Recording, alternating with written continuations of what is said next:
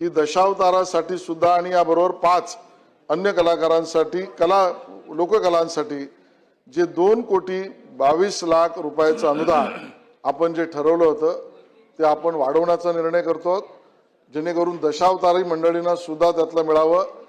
हे अनुदान 2,22,00,000वरून दुप्पट 4,40,00,000पर्यंत आपण करू, म्हणजे ते जास्तीत जास्त दशावतारातल्या सुद्धा करण्यासाठी येईल। एक दुसरं, कला पथक चालवणारे जे आहेत त्यांच्याही काही अडचणी आहेत आणि त्यामुळे कला पथक चालकाला बाजूला केलं तरी योग्य नाही, कलाकारांना मिळणं सुद्धा आवश्यक आहे।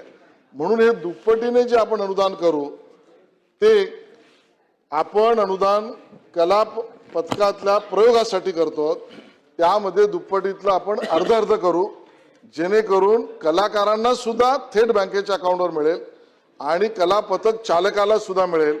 अशा पद्धतीने दोघांनाही त्या ठिकाणी अनुदान मिळावं अशा पद्धतीचा आपण निर्णय करतो। या संदर्भातला GR हा येत्या 15 दिवसात आपण काढू।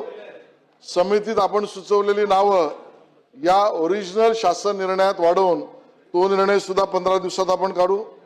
आपण तिसरा प्रश्न उपस्थित केला की जिल्हा अधिकारी आमचे जिल्हा स्तरावर गेले पाहिजेत। गुगल फॉर्म ही थोडी किचकट पद्धत, लोकांना सोयीची पद्धत आहे की नाही, तर स्थानिक जिल्हाधिकाऱ्याशी बोलून येत्या महिनाभरात आमचे अधिकारी जिल्हा स्तरावर जातील, हाही निर्णय करू।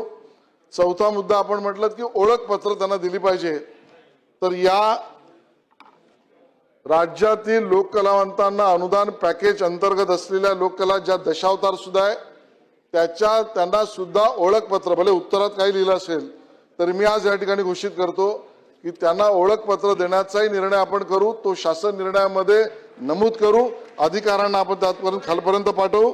दशावतार महोत्सव हे सुद्धा आपण घेत असतो, नमन महोत्सव आपण घेत असतो, यावर्षी ठाण्यामध्ये तो घेतला आणि दशावतार कलेसाठी पुरस्कार तर राज्य सांस्कृतिक पुरस्कारात 3 लाख आणि राज्य सांस्कृतिक युवा पुरस्कारात 1 लाख देण्यात येतो।